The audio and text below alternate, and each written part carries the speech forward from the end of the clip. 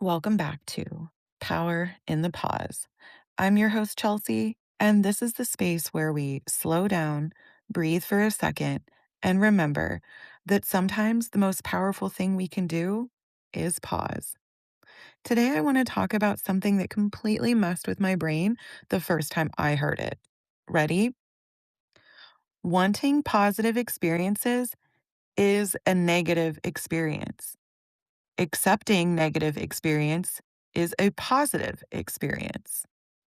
Yes, sis, go ahead, take a second, because I know that sounds backwards. Like something you've read on Instagram, saved it, and then stare at it for 10 minutes trying to figure out what the hell it means.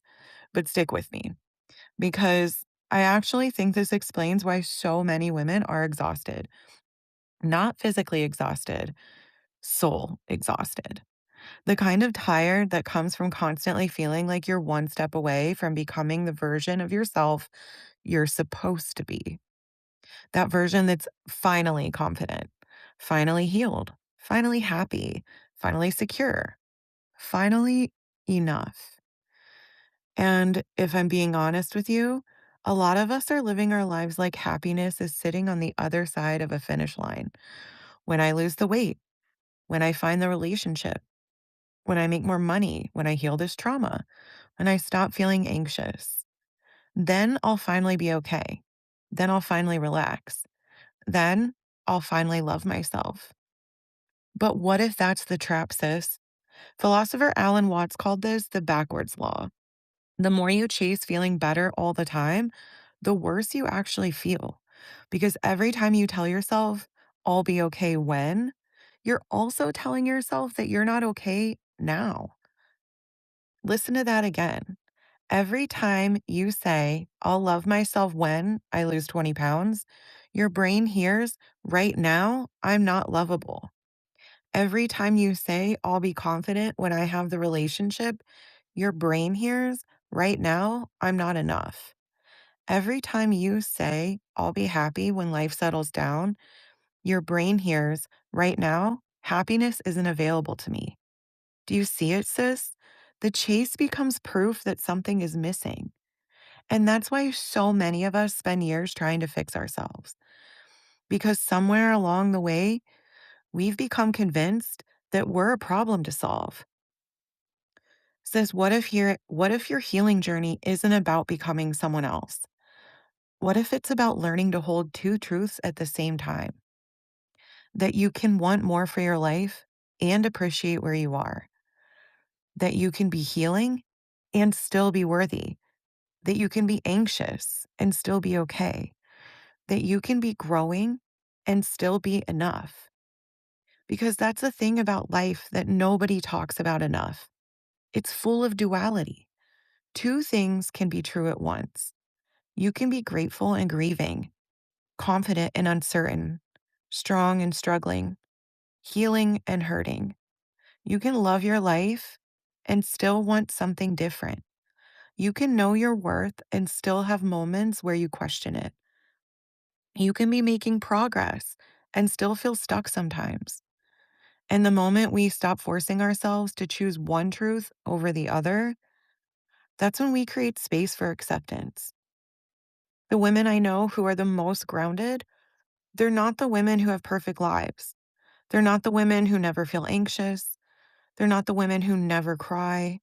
They're not the women who have it all figured out. Who does? They're the women who stopped arguing with reality. When they're sad, they're sad. When they're disappointed, they're disappointed. When they're scared, they're scared. They don't spend all of their energy trying to outrun being human. And somehow, that's what makes them free. So many of us believe peace comes from eliminating discomfort. But peace doesn't come from avoiding pain. Peace comes from trusting yourself enough to sit with it, to say, this hurts. This isn't what I wanted. This is uncomfortable, and I'm still okay. This is a completely different kind of power. And maybe this is a good place for us to pause. So, wherever you are, if it's safe to do so, go ahead and take a slow breath in. Pause, hold it for a second, Slowly let it go. Again, inhale, pause, exhale. Notice that you don't have to force your breath to happen. You simply allow it. And maybe acceptance works the same way. Maybe acceptance isn't giving up. Maybe it isn't settling. Maybe it isn't approving of everything that's happened to you. Maybe acceptance is simply stopping the fight with what already is. Because really, some things in life are uncomfortable. Some seasons are painful, some experiences are unfair, and fighting reality doesn't make those things disappear. It just adds suffering on top of the pain that's already there. Maybe your anxiety doesn't need to be conquered today. Maybe your loneliness doesn't need to be fixed today. Maybe your uncertainty doesn't need an answer today. Maybe it just needs your compassion. So before we end today, I want to leave you with a few questions, sis. What am I convinced I need more before I can finally be okay? What am I chasing? What feeling am I trying so hard to avoid? And what would happen if I stopped running for just a moment? What if this version of me, the messy one, the healing one, the uncertain one, the growing one, isn't a problem to solve? What if she's worthy right here, not someday, not when she gets it all together, not when she reaches the goal, but right now?